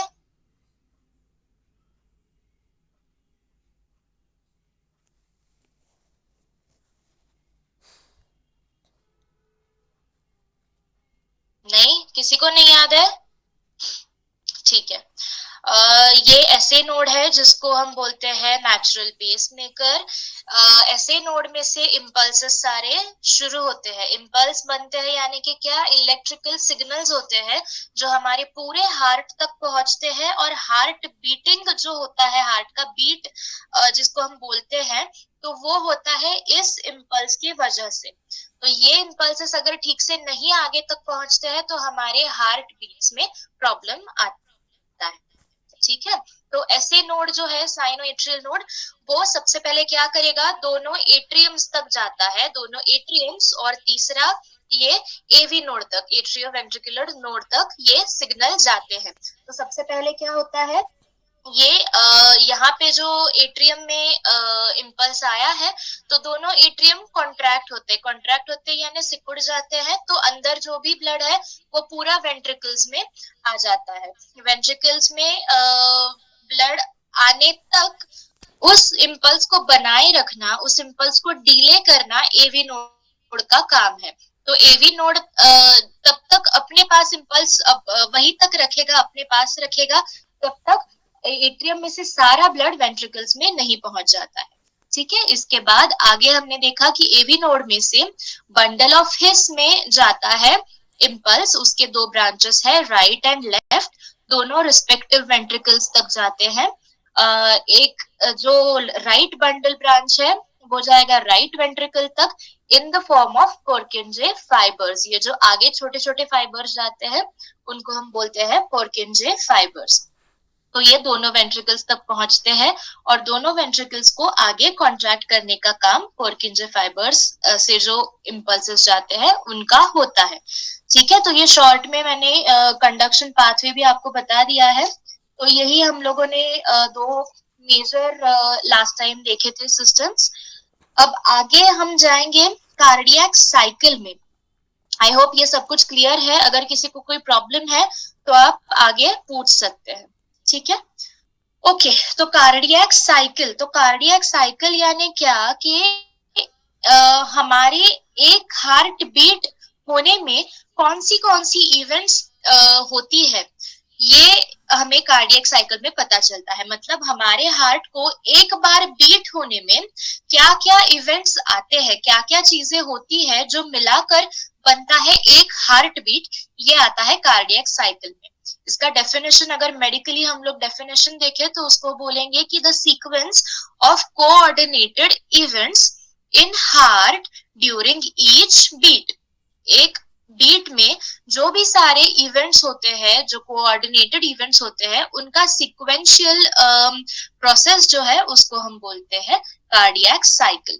तो अब कार्डियक साइकिल, अब एक बीट हमें पता है कि हमारा हार्ट रेट जिसको हम बोलते हैं, मतलब एक मिनट में कितनी बार हमारा हार्ट बीट करता है। तो कोई बता सकता है कितनी बार हार्ट बीट होता है हमारा एक मिनट में? 72 टाइम्स। राइट। एक एवरेज 70 to 75 हम बोलते हैं पर मिनट हमारा हार्ट बीट होता है। ऑलराइट, तो अगर एक मिनट में इतनी बार हार्ट बीट होगा तो एक बीट को बहुत कम टाइम लगता है। ओके, सिर्फ 0.8 सेकेंड्स में एक हार्ट बीट हमारा कंप्लीट होता है। ठीक है, तो अब इसमें इस हर एक हार्ट बीट में दो चीजें होती है, एक कॉन्ट्रैक्शन और एक रिलैक्सेशन। दोनों मतलब एट्रियम का और वेंट्रिकल्स का कॉन्ट्रैक्शन भी होता है और रिलैक्सेशन भी होता है। तो अब मेडिकली अगर हम लोग देखें टर्मिनोलॉजी, तो कॉन्ट्रैक्शन यानी कि सिस्टोल, यहाँ पे आप देख सकते हैं सिस्टोल और डायस्टोल लिखा हुआ है। हम लोग काफी बार सुनते भी है सिस्टोलिक प्रेशर, डायस्टोलिक प्रेशर। तो इसका मतलब क्या होता है? सिस्टोल यानी कि कॉन्ट्रैक्शन। तो अगर एट्रियल सिस्टोल है तो एट्रियम का कॉन्ट्रैक्शन, और वेंट्रिकुलर सिस्टोल है तो वेंट्रिकल्स का कॉन्ट्रैक्शन, वेंट्रिकल्स का सिकुड़ना। और डायस्टोल यानी कि रिलैक्स होना यानी कि वो एक्सपांड होगा। कॉन्ट्रैक्ट के अपोजिट इज रिलैक्सेशन, तो उसको हम बोलते हैं डायस्टोल। तो बेसिकली एक हार्ट बीट में दो चीजें मेन होती है, systole and diastole, that is contraction and relaxation. अब जब कॉन्ट्रैक्शन हमारा हो रहा है तो ओके फाइन, ठीक है। तो जो कॉन्ट्रैक्शन और डायलेटेशन होता है, दोनों चीजें कॉन्ट्रैक्शन एंड रिलैक्सेशन, वो दोनों एट्रियम और वेंट्रिकुलर दोनों चीजों के होते हैं। एट्रियम का भी होता है, वेंट्रिकल्स का भी होता है। इसीलिए कार्डियक साइकिल को दो फेजेस में डिवाइड किया जाता है, एक है एट्रियल फेज और एक वेंट्रिकुलर फेज। जब एट्रियम का सिस्टोल या डायस्टोल यानी कि जब एट्रियम या तो कॉन्ट्रैक्ट हो रहा है या तो डायलेट हो रहा है, रिलैक्स हो रहा है, तो उसको हम बोलेंगे एट्रियल फेज। और जब वेंट्रिकल्स का कॉन्ट्रैक्शन या रिलैक्सेशन हो रहा है तो उस प्रोसेस को हम बोलते हैं वेंट्रिकुलर फेज। ठीक है, ओके। तो अब आगे चलेंगे हम लोग। इसके स्टेजेस होते हैं जिसमें हमारा पूरा एक हार्ट बीट काम करता है। ठीक है, अब यहाँ पे आप देख रहे हैं कि यहाँ पे 1 2 3 4 5 ऐसे 6 स्टेजेस दिखाए गए हैं। तो ये हमारे सिर्फ हमें हमारे समझ में आई इसके लिए 6 यहाँ पे दिखाए गए हैं। लेकिन जब हमें लिखना है, जब पेपर में लिखते हैं या मतलब क्या बोलते हैं मेडिकली, जो डिफरेंशिएशन कार्डियक साइकिल का हुआ है वो 4 स्टेजेस में जनरली देखा जाता है। तो सबसे पहला स्टेज जो है उसको बोलते हैं आइसोमेट्रिक या आइसोवॉल्यूमेट्रिक रिलैक्सेशन। ठीक है, यानी कि रिलैक्सेशन होता है दोनों चेम्बर्स का।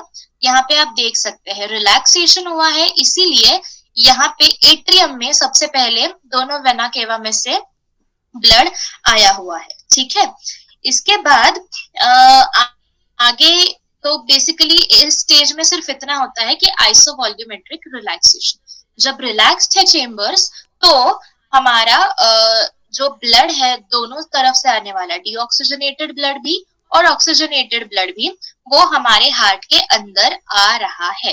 ठीक है, तो यहाँ पे जिस तरह से वेनस इनपुट आ रहा है, यानी कि वेन्स में जो डीऑक्सीजनेटेड ब्लड है वो हमारे एट्रियम में आ रहा है, उसी तरह से हमारे लेफ्ट एट्रियम में भी पल्मोनरी वेन्स के थ्रू ऑक्सीजनेटेड ब्लड आ रहा है। ठीक है, ओके, सो आई होप ये क्लियर हो गया है। ध्यान से सुनिए, मैं थोड़ा धीरे धीरे बताती हूँ, कंफ्यूजिंग लग सकता है लेकिन बहुत इजी है। ओके, ठीक है। देन सेकंड जो है जिसको हम बोलते हैं इनफ्लो। ओके, एक काम करिए, let us not go into this, एक आपको कंफ्यूज करेगा। मैं आपको इस वाले डायग्राम पे बताती हूँ अच्छे से। ठीक है, ओके, तो पहला हम लोगों ने देख लिया कि डायस्टोल होता है, रिलैक्सेशन होता है जिसमें दोनों राइट एट्रियम में और लेफ्ट एट्रियम में ब्लड अंदर आता है। Second is inflow. इनफ्लो इस स्टेज का नाम है। तो इसमें क्या होता है, एट्रियम में ब्लड जो भर चुका है वो अब हमें वेंट्रिकल्स में लाना है। ऑफ कोर्स एट्रियम में से वेंट्रिकल में आएगा ब्लड, तो इसके लिए एट्रियल सिस्टोल यानी कि एट्रियम का, दोनों एट्रियम का कॉन्ट्रैक्शन होता है। दोनों एट्रियम का जब कॉन्ट्रैक्शन होगा तो मिट्रल वाल्व और ट्राइकस्पिड वाल्व पे प्रेशर बनेगा, दोनों वाल्व्स खुलेंगे, एट्रियम में जो भी ब्लड है वो दोनों रिस्पेक्टिव वेंट्रिकल्स में आता है। ठीक है, तो ये हुआ हमारा सेकेंड स्टेज। थर्ड स्टेज जो है उसको बोला जाता है आइसोमेट्रिक कॉन्ट्रैक्शन। जैसे पहले आइसोमेट्रिक रिलैक्सेशन हुआ, वैसे थर्ड स्टेज है आइसोमेट्रिक कॉन्ट्रैक्शन। अब आइसोमेट्रिक कॉन्ट्रैक्शन में क्या होगा, अब देखिए पहले इसमें सारा ब्लड हार्ट में आया, दोनों एट्रियम में। दूसरे स्टेज में आगे गया वो ब्लड वेंट्रिकल्स में। अब इसके आगे ऑब्वियसली क्या होने वाला है कि अगर वेंट्रिकल्स में ब्लड है तो वो बाहर पंप होने वाला है। तो थर्ड इसी तरह से आपको ध्यान रखना है, इसी तरह से आपको याद रहेगा कि एग्जैक्टली कहाँ, कब और क्या हो रहा है।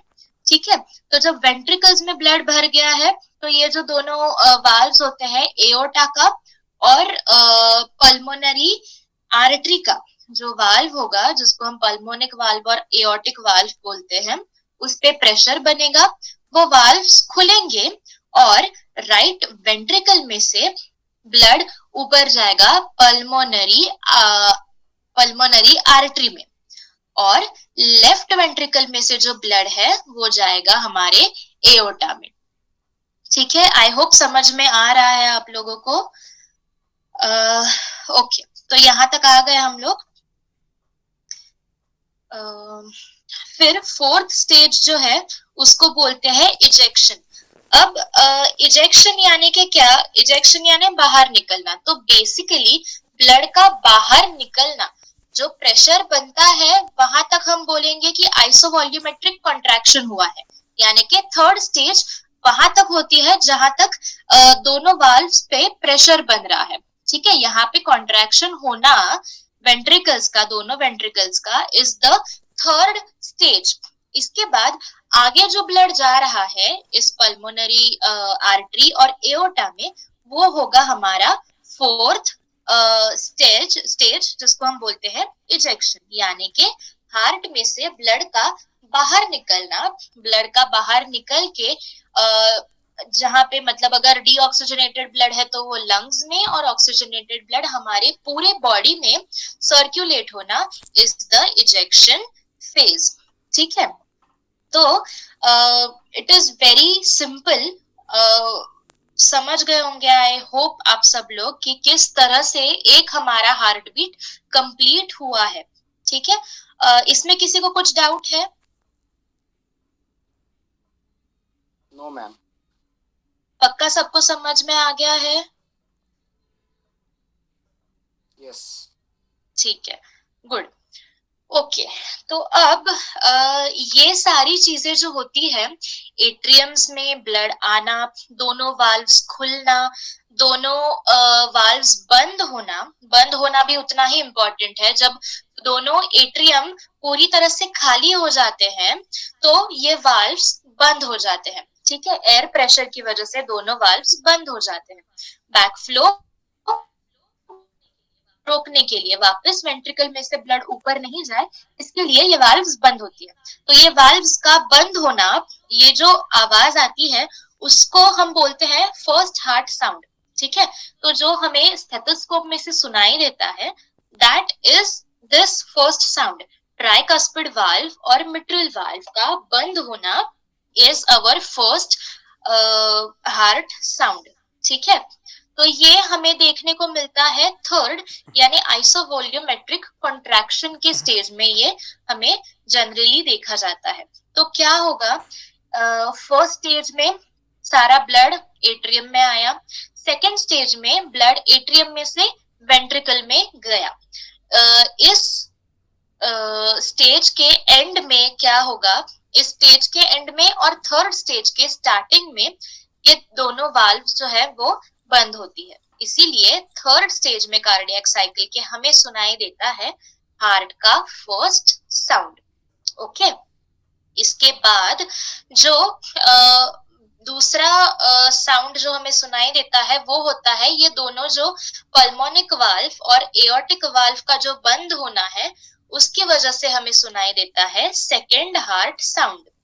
ठीक है, तो ये कब होगा, ये हमारे फोर्थ स्टेज में हमें देखने को मिलता है, जब दोनों वेंट्रिकल्स खाली हो जाते हैं, यानी कि कॉन्ट्रैक्ट करके वो पूरा ब्लड जब दोनों आर्टरी मतलब एओर्टा और पल्मोनरी आर्टरी में जब पहुंच जाता है, तो अगेन एयर प्रेशर की वजह से दोनों जो ये वाल्व्स हैं ये बंद होती है बैक फ्लो अवॉइड करने के लिए। ठीक है, यानी कि एओर्टा और ये आर्टरी में से वापस से ब्लड पीछे नहीं आए, इसके लिए ये आर्टरीज झट से बंद हो जाती है, तो जल्दी बंद होती है, इसीलिए इसका साउंड अलग से हमें सुनाई देता है। तो this is the second heart sound.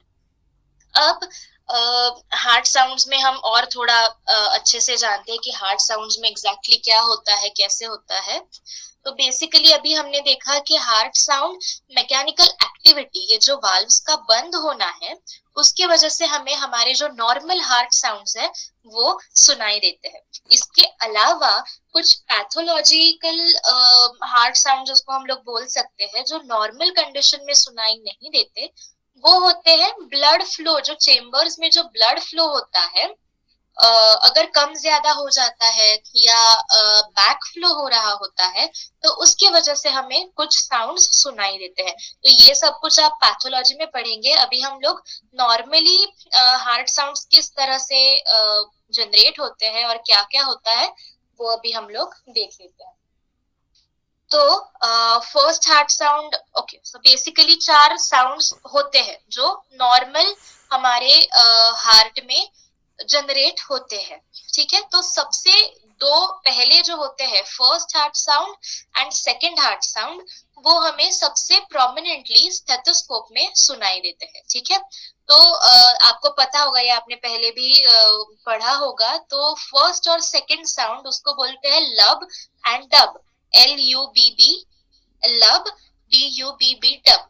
तो आवाज उसका उस हिसाब से आता है। ये आगे देखते हैं हम लोग और अच्छे से। थर्ड साउंड और फोर्थ साउंड जो है, तो थर्ड साउंड बहुत माइल्ड होता है और वो हमें सुनाई देता नहीं है स्टेथोस्कोप में। ठीक है, और फोर्थ साउंड जो है वो it is almost inaudible.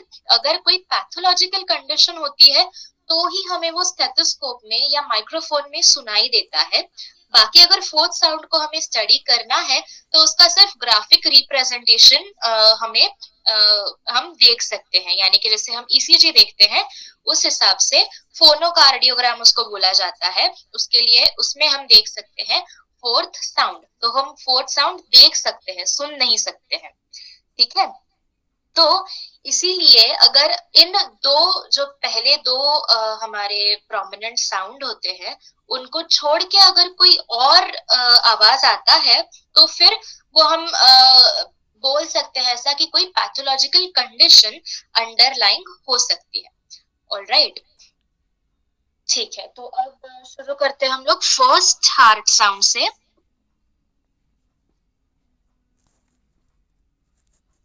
Okay, तो फर्स्ट हार्ट साउंड हमने देखा कि हमें third stage of cardiac cycle में देखने को मिलता है, यानी सुनने को मिलता है, दैट इज आइसोमेट्रिक कॉन्ट्रैक्शन। देखिए ये इम्पोर्टेंट है, हार्ट साउंड्स का जो पूरा शॉर्ट नोट आता है वो काफी इम्पोर्टेंट है, बहुत पूछा जाता है अच्छे से, तो और बहुत इजी है याद रखने में भी और समझने में भी, तो इसको अच्छे से पढ़िए, अच्छे से समझिए, तो आपके वो मार्क्स जो होते हैं वो इजीली मिल जाते हैं इससे। ऑलराइट, तो फर्स्ट हार्ट साउंड हमें सुनने को मिलता है during isometric contraction and early ejection, ठीक है। तो थर्ड जो स्टेज है उसमें हमें ये साउंड सुनने को मिलता है। साउंड हमने देखा कि कॉज क्या है इस साउंड का, सडन एंड साइमल्टेनियस क्लोजर। दोनों जो मिट्रल वाल्व और ट्राइकास्पिड वाल्व है उनका सडनली बंद होना, एयर प्रेशर की वजह से एकदम से बंद होना, और दोनों का साथ में बंद होना। ये साथ में बंद होना इज इम्पोर्टेंट, अगर साथ में बंद नहीं होते हैं तो ये एक साउंड हमें दो साउंड जैसे सुनाई देगा, यानी कि पहले एक वाल्व क्लोज हुई और बाद में दूसरी वाल्व क्लोज हुई, तो ये एक साउंड नहीं सुनाई देगा, हमें दो साउंड सुनाई देंगे। अगर दो साउंड सुनाई देते हैं तो ये पैथोलॉजिकल कंडीशन है। इसीलिए जब भी हम लिखेंगे ये या जब भी पूछा जाता है तो ये बताना इम्पोर्टेंट है कि कॉज साउंड का, फर्स्ट हार्ट साउंड का कॉज जो है that is due to sudden and simultaneous closure of the atrioventricular valves, that is tricuspid and mitral valve. Simultaneous is important, ठीक है। तो लब, जैसे मैंने बोला कि इसका रिप्रेजेंट, जैसे हम इसको लिखते हैं, अगर लिखना है तो इसको LUBB लब ऐसे बोला जाता है और लिखा जाता है। ओके, इसको एक साउंड हमें सुनाई देता है सिर्फ 0.10 to 0.17 सेकेंड्स के लिए। देखिए ये कुछ ऐसे पॉइंट्स है ना, ये अगर आप लिखते हैं और अगर वाइवा में भी आपको पूछा जाता है तो ये अगर आप बता देंगे तो आपको समझ में आ गया है और आपको पता है क्या है एग्जैक्टली इसमें, ये सामने वाले को पता चल जाता है। इसीलिए ये इम्पोर्टेंट पॉइंट्स है, इनको ध्यान रखिए। इनके नोट्स में आपको भेजूंगी आगे, लेकिन ध्यान रखिएगा ये सारी चीजें लिखना और बताना। तो time duration first heart sound का है 0 to 10 से लेके 0.17 सेकेंड्स के लिए। तो फ्रीक्वेंसी इसकी कितनी होती है, यानी कि पर सेकेंड हमें 25 to 45 साइकिल्स इस फर्स्ट साउंड के सुनाई दे सकते हैं पर सेकेंड। ओके, अब ईसीजी में अगर हम लोग देखते हैं तो ये फर्स्ट साउंड हमें आर वेव में दिखाई देता है। ईसीजी हम लोग आगे देखेंगे अच्छे से, तभी और अच्छे से आपको पता चलेगा, ठीक है। तो this is about the first sound. अब फर्स्ट साउंड की अप्लाइड फिजियोलॉजी, यानी कि जैसे मैंने बताया बीच में कि अगर कुछ अलग से आवाज आती है तो इट इज पैथोलॉजिकल। तो ये हम लोग देखते हैं कि कहाँ पे इम्पोर्टेंट है first sound, why is it important और किस हिसाब से इम्पोर्टेंट होता है। तो फर्स्ट चीज होती है कि स्प्लिट होना, दोनों साउंड जो है वो स्प्लिट होते हैं, जिसको बोलते हैं रीडुप्लीकेशन ऑफ फर्स्ट साउंड। यानी कि जब दोनों वाल्व्स ट्राइकास्पिड और मिट्रल वाल्व जब साथ में बंद नहीं होते, जैसे मैंने अभी बताया, तो हमें ये थोड़ा सा अलग साउंड सुनाई देता है। पहले एक वाल्व क्लोज हुई फिर दूसरी वाल्व क्लोज हुई, ऐसे हमें दो डिस्टिंक्ट साउंड सुनाई देते हैं। तो ये किसी भी नॉर्मल कंडीशन में ये हमें देखने को नहीं मिलता है। तो अगर ऐसा कुछ होता है तो हमें क्या पता चलता है उससे कि या तो कोई स्टेनोसिस हुआ है, यानी कि कैल्सिफिकेशन हुआ है किसी एक वाल्व का, या तो ट्राइकस्पिड या तो मिट्रल, या तो फिर एएसडी यानी हार्ट में होल है जिसे हम बोलते हैं एट्रियो सेप्टल डिफेक्ट, उसकी वजह से ये चीज देखने को मिलती है। ठीक है, इसके अलावा एक और चीज होती है कि इस साउंड का थोड़ा कम सुनाई देना, यानी धीरे सुनाई देना, सॉफ्ट साउंड जिसको हम बोलते हैं। अगर सॉफ्ट साउंड सुनाई देता है तो उसपे हम बोल सकते हैं कि या तो लो ब्लड प्रेशर हो सकता है, सीवियरली लो ब्लड प्रेशर, या तो हार्ट फेलियर है, या हो सकता है कि हार्ट फेल होने को है, यानी कि हार्ट अटैक हो रहा है या हार्ट अटैक हो चुका है। इसके वजह से भी ये साउंड हमें धीरे, बहुत धीरे सुनाई पड़ता है। थर्ड, सॉफ्ट साउंड के अपोजिट लाउड साउंड, बहुत ज्यादा अगर साउंड ये आता है, फर्स्ट साउंड नॉर्मल से बहुत ज्यादा प्रोमिनेंट अगर सुनाई देता है तो हम बोल सकते हैं कि इट इज मिट्रल स्टेनोसिस, यानी कि मिट्रल वाल्व जो है हमारी उसका स्टेनोसिस यानी कि कैल्सिफिकेशन हुआ है, या तो सेकेंड अक्यूट रूमेटिक फीवर में ये देखा जाता है लाउड साउंड। ओके, एक और चीज है इसमें जिसको बोलते हैं cannon sound, CANNON, cannon sound. तो इसका मतलब क्या होता है कि ये जो फर्स्ट हार्ट साउंड है वो हमें बीच में से ही बहुत जोर से सुनाई देगा। तो इसको लिखते वक्त या बताते वक्त कैसे बोलते हैं कि loud first sound heard intermittently, यानी कभी नॉर्मल है, कभी एकदम से ज्यादा आवाज आ रहा है। ठीक है, तो ये कब दिखाई देगा हमें, मतलब ये कब सुनाई देगा?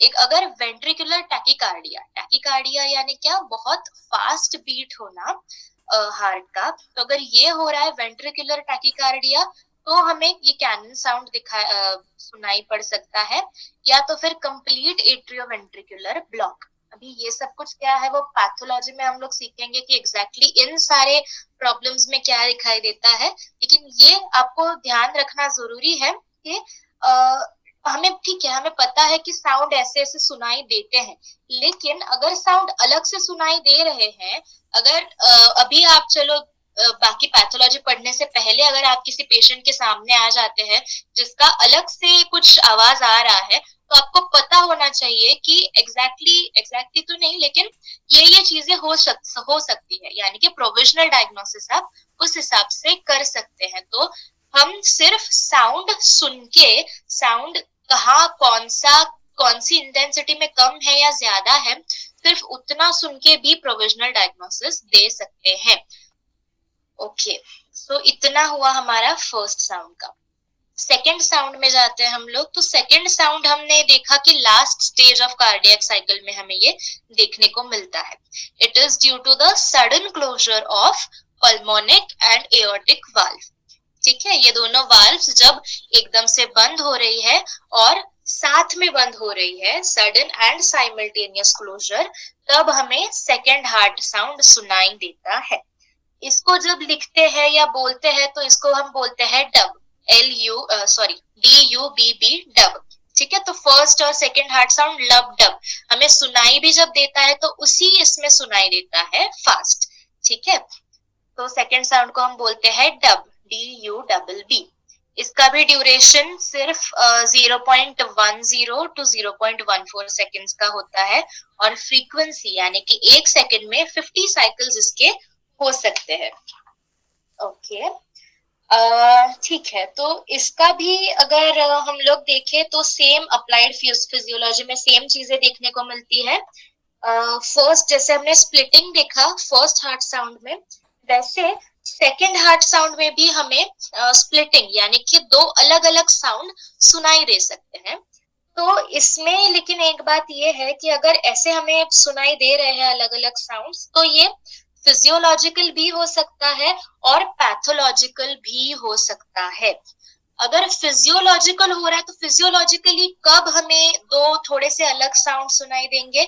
अगर डीप इंस्पिरेशन यानी कि लंबी गहरी सांस लेते हुए अगर हम चेक कर रहे हैं तो हो सकता है कि हमें ये दोनों साउंड मतलब एक साउंड थोड़ा अलग अलग से सुनाई दे। तो ये क्यों होता है? तो जनरली एओर्टिक वाल्व जो है, एओर्टिक वाल्व और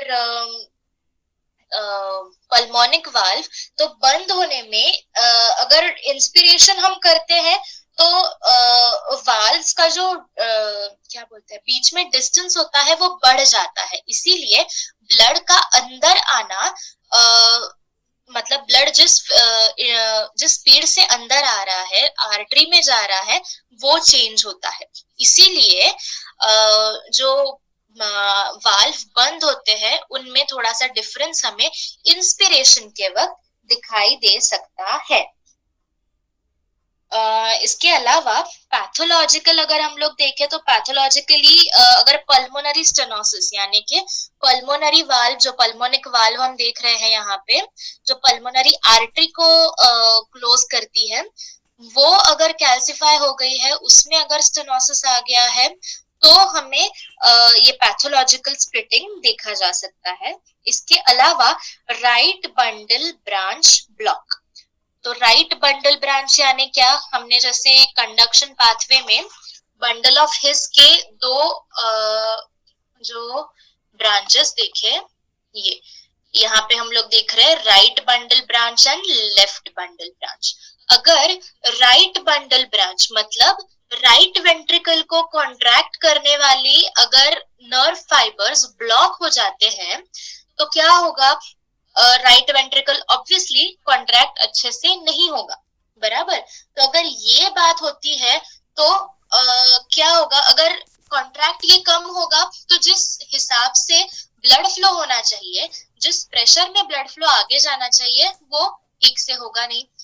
अगर वो ठीक से होगा नहीं तो ब्लड को ऊपर जाने में यानी कि ब्लड को पल्मोनरी आर्टरी में जाने के लिए टाइम ज्यादा लगेगा। अगर टाइम ज्यादा लगेगा तो पल्मोनरी वाल्व जो है, पल्मोनिक वाल्व जो है, उसको बंद होने में टाइम लगेगा। इसीलिए दो साउंड्स हमें अलग अलग से सुनाई देंगे। आई होप समझ में आ गया है आप लोगों को। अगर नहीं समझ में आया तो लास्ट में एक बार वापस पूछिए, मैं वापस बताऊंगी। ठीक है, ओके। तो ये हुआ हमारा splitting of second sound. Second applied physiology में हम देखेंगे कि लाउड साउंड, अगर हमें सेकंड साउंड अगर लाउड सुनाई दे रहा है तो वो होता है during systemic hypertension. Systemic hypertension और कोआर्क्टेशन यानी कि नैरोइंग। अगर एओर्टा, हमारी जो ये एओर्टा है वो अगर छोटी हो जाती है यानी कि नैरो, यानी कि प्लाक अगर अंदर जम गया है और उसका ल्यूमेन, जो हमने देखा था पहले कि ल्यूमेन अंदर की जो हॉलो स्पेस है वो अगर कम हो जाती है तो ये दूसरा साउंड हमें लाउड सुनाई दे सकता है। कहाँ कब लाउड सुनाई देता है? Systemic hypertension. सिस्टेमिक हाइपरटेंशन यानी कि क्या? सिस्टेमिक सर्कुलेशन हमने देखा, तो उसी मतलब उस सर्किट में, सिस्टेमिक सर्कुलेशन के सर्किट में अगर ब्लड प्रेशर उसी इसमें ज्यादा बढ़ रहा है तो हम उसको बोलते हैं सिस्टेमिक हाइपरटेंशन। ओके, तो अगर सिस्टेमिक हाइपरटेंशन होता है या कोएक्टेशन यानी कि नैरोइंग ऑफ एओर्टा अगर होता है तो हम बोले तो जो सेकेंड साउंड हमें सुनाई देता है वो लाउड होगा। ठीक है, इसके अलावा सॉफ्ट साउंड, अगर सॉफ्ट साउंड हमें सुनाई दे रहा है यानी कि सेकेंड हार्ट साउंड अगर धीरे, बहुत धीरे सुनाई दे रहा है तो इसका मतलब है कि हार्ट फेलियर है या हार्ट फेलियर होने वाला है। ठीक है, तो ये आप जितना पढ़ेंगे उतना आपको अच्छे से याद रहेगा, जितना पढ़ेंगे उतना आपको समझ में आएगा। और अगर समझ में आता है कि एग्जैक्टली कहाँ पे क्या और किस तरह से हो रहा है तो आपको ध्यान रखने में, याद रखने में ये चीजें बहुत इजी पड़ेंगी। ठीक है, तो ये हुए हमारे दोनों हार्ट साउंड्स। अब थर्ड हार्ट साउंड को देखते हैं हम लोग। तो थर्ड हार्ट साउंड जो है वो बिल्कुल लो पिच्ड साउंड होता है, बहुत धीरे आता है ये साउंड। तो हमें सुना सुनाई देता नहीं है जनरली स्टेथोस्कोप में से, सिर्फ माइक्रोफोन यूज करके हमें ये सुनाई देता है। तो कॉज क्या है, किस वजह से ये थर्ड हार्ट साउंड हमें सुनाई देता है? तो एट्रियम में से वेंट्रिकल में ब्लड का जाना, तो ये जो फ्लो होता है, जैसे नदी का आवाज आता है, पानी के बहने का आवाज जो आता है, सेम वो आवाज होता है थर्ड साउंड, यानी कि एट्रियम में से वेंट्रिकल में ब्लड का फ्लो जो होता है उसकी वजह से जो थोड़ा बहुत साउंड होता है क्रिएट, उसको बोला जाता है हमारा थर्ड हार्ट साउंड। तो ये देखा जाता है रैपिड फिलिंग पीरियड, यानी कि जो हमारा सेकेंड स्टेज है, हमने देखी जो सेकेंड स्टेज है, उसमें हमें ये देखने को मिलता है, यानी सुनने को मिलता है। लेकिन सिर्फ माइक्रोफोन अगर यूज करे तो हमें ये सुनाई देता है, नॉर्मल स्टेथोस्कोप में थर्ड साउंड हमें सुनाई नहीं देता। ठीक है, मतलब अगर नॉर्मल कंडीशंस है तो हमें ये थर्ड साउंड सुनाई नहीं देगा। पैथोलॉजिकल कंडीशन अगर कोई है तो हो सकता है कि ये हमें ब्लड फ्लो का आवाज सुनाई दे। तो बहुत इजी चीज है कि अगर ये ब्लड फ्लो नॉर्मल जब जा रहा है, अगर नॉर्मली एट्रियम में से वेंट्रिकल में जा रहा है तो हमें ये सुनाई नहीं देगा। अगर इस फ्लो में, यानी कि एट्रियम से वेंट्रिकल में आने में अगर कोई दिक्कत हो रही है तो हमें ये हार्ट साउंड सुनाई देगा। तो बेसिकली क्या होता है कि अगर हमारी वाल्व ठीक से काम नहीं कर पा रही है, पूरी तरह से बंद नहीं हो पा रही है, तो वेंट्रिकल में आया हुआ ब्लड वापस से पीछे जा सकता है। अगर ये वापस से पीछे गया तो कुछ अलग आवाज बनेगा। तो अगर ये कुछ ऐसा कुछ होता है तो हमें ये थर्ड साउंड सुनाई दे सकता है। इसको बोलते हैं, इस पैथोलॉजिकल कंडीशन को बोलते हैं एओर्टिक रिगर्गिटेशन। रिगर्गिटेशन यानी कि वापस से उसका आना, ठीक है।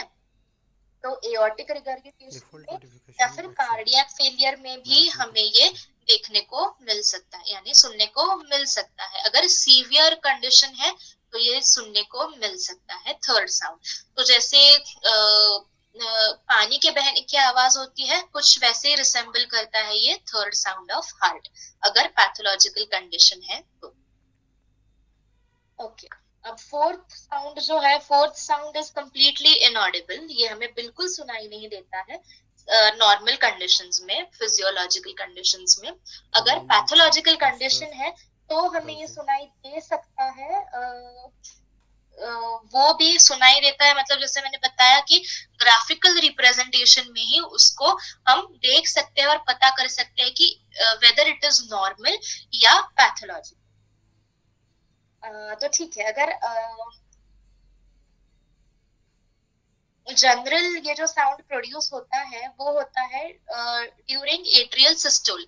मतलब एट्रियम्स जब कॉन्ट्रैक्ट हो रहे हैं तब हमें ये साउंड सुनाई देना चाहिए, मतलब सुनाई देता है, तब प्रोड्यूस होता है बेसिकली।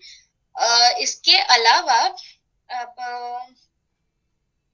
कब हमें ये ऑडिबल हो सकता है स्टेथोस्कोप में, तो जब दोनों वेंट्रिकल्स, दोनों या ईदर वेंट्रिकल जब स्टिफ हो जाते हैं, जब इलास्टिसिटी मसल्स की खत्म हो जाती है, जब कॉन्ट्रैक्ट अच्छे से नहीं कर पाते हैं वेंट्रिकल्स, तब हो सकता है कि ये फोर्थ साउंड हमें सुनाई दे।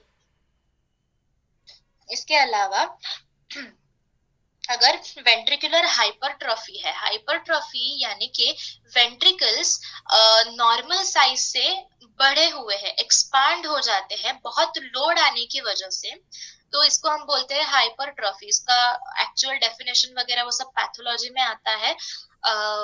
तो बेसिकली हाइपरट्रॉफी यानी कि क्या, जो नॉर्मल साइज हम यहाँ पे देख पा रहे हैं उस नॉर्मल साइज से एक्सपांड होके बहुत बड़ा बन जाता है वो वेंट्रिकल, और इसीलिए फिर लेबर जो है, हार्ट का जो लेबर होता है, काम जो करना पड़ता है हार्ट को, वो बढ़ जाता है, ठीक है। इसीलिए तो वेंट्रिकुलर हाइपरट्रॉफी अगर होती है बहुत ज्यादा और लॉन्ग स्टैंडिंग यानी कि क्रॉनिक अगर होता है, तो ये फोर्थ साउंड हो सकता है हमें स्टेथोस्कोप में सुनाई दे। इसके अलावा अगर लॉन्ग स्टैंडिंग हाइपरटेंशन है, मतलब बहुत ज्यादा क्रॉनिक अगर हाइपरटेंशन होता है, हाई बीपी की प्रॉब्लम है बहुत ज्यादा सालों से, तो हो सकता है कि ये हमें साउंड सुनाई दे। ठीक है, तो हमें ये फोर्थ साउंड अगर कभी आता है, सुनाई देता है हमें स्टेथोस्कोप में, तो उस फिनोमेना को बोलते हैं ट्रिपल हार्ट साउंड। ठीक है, और ये अगर हम एपेक्स पे, मतलब यहाँ पे अगर हम लोग ऑस्कल्टेशन करते हैं, यहाँ पे बिल्कुल बेस में जो हार्ट के अगर हम स्टेथोस्कोप रखते हैं, तो ये सबसे अच्छे से सुनाई दे सकता है। जब भी देता है तब एपेक्स में सुनाई दे सकता है। तो हमने देखा कि fourth sound is totally inaudible in physiological conditions. Pathological conditions में हमने देखा कि अगर वेंट्रिकल्स हाइपरट्रॉफिक हो जाते हैं, यानी कि अपने नॉर्मल साइज से ज्यादा बढ़ के हाइपरट्रॉफिक हो जाते हैं, तो हो सकता है कि ये साउंड सुनाई दे। इसके अलावा बहुत ज्यादा क्रॉनिक अगर हाइपरटेंशन है, हाई बीपी की प्रॉब्लम है बहुत ज्यादा टाइम से, तो हमें ये फोर्थ साउंड सुनाई दे सकता है। ठीक है, और अगर सुनाई देता है हमें, तो इसको हम बोलते हैं ट्रिपल हार्ट साउंड। तो नोन केस में आप लिख सकते हैं कि हमें ऑस्कल्टेशन में सुनाई दिया ट्रिपल हार्ट साउंड। तो हमने आज चारों हार्ट साउंड्स देखे, उनकी अप्लाइड फिजियोलॉजी देखी है, एंड इसके अलावा कार्डियक साइकिल देखी। किसी को कोई डाउट है तो पूछ सकते हैं।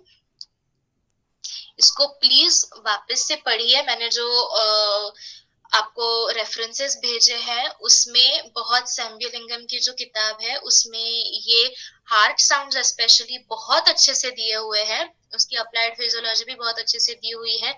अगर आप चाहे तो उसमें से पढ़ सकते हैं बहुत अच्छे से। ठीक है, किसी को कोई डाउट है पढ़िए। आपको हो सकता है आगे इसमें डाउट आए, तो नेक्स्ट लेक्चर में भी आप पूछ सकते हैं, तभी भी हम डाउट क्लियर कर देंगे। यस, पूछना है आपको कुछ? हाँ मैडम, मेरे पूछना था। आपने बोला ना साउंड तो डब होता है बोल के, आपका आवाज हमको साउंड तो 0 नहीं, पहले जो 0.10 होता है ना, 0.17 सेकंड होता है ना, जब लब होता आवाज आता है। हाँ, तो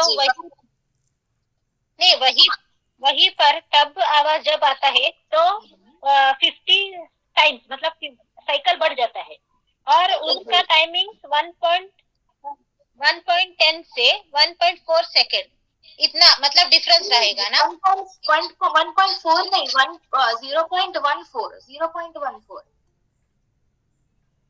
0.14 हाँ, 0.14 और पहले का और 0.110 होगा क्या? नहीं ना, 0.10 यानी कि 0.1 ही होता है वो, क्योंकि आगे का 0 पकड़ा नहीं जाएगा। तो 0.1 से लेके 0.14 तक, मतलब 0.004 सेकेंड का डिफरेंस देखा जा सकता है। हाँ, ओके। मतलब और एक बात, और फिजियोलॉजिकल आप बोला ना, फिजियोलॉजिकल ऐसा और पैथोलॉजिकल, मतलब जो नॉर्मल रहता है तो फिजियोलॉजिकल बोलते हैं, और जब क्रोनिक होता है पैथोलॉजिकल ऐसा बोल। क्रोनिक नहीं, वही समझ में आना। तो देखिए, अगर नॉर्मल है तो फिजियोलॉजी, ठीक है, हमारी बॉडी में जो भी सारी चीजें नॉर्मल हो रही है वो हमारा फिजियोलॉजी है। ठीक है, और अगर उसमें कुछ गड़बड़ हो जाती है तो वो पैथोलॉजी है। अप्लाइड फिजियोलॉजी जो मैं बोल रही हूँ, तो अप्लाइड फिजियोलॉजी इसका मतलब होता है कि जो हम फिजियोलॉजी हमने पढ़ी है वो हमें अप्लाई किस तरह से करनी है। जैसे मैंने बताया कि ठीक है, आपको पता है कि 2 साउंड आते हैं, लब और डब, तो आप सुन रहे हैं 2 साउंड आए, लेकिन अब बीच में अगर छोटा सा अलग साउंड आपको सुनाई दिया है, तो आपको पता चलेगा कि ये फिजियोलॉजिकल है या पैथोलॉजिकल है। इसीलिए इसको बोलते हैं कि ये हमारी नॉर्मल फिजियोलॉजी है। तो इस तरह से हमें अप्लाई करना है, इस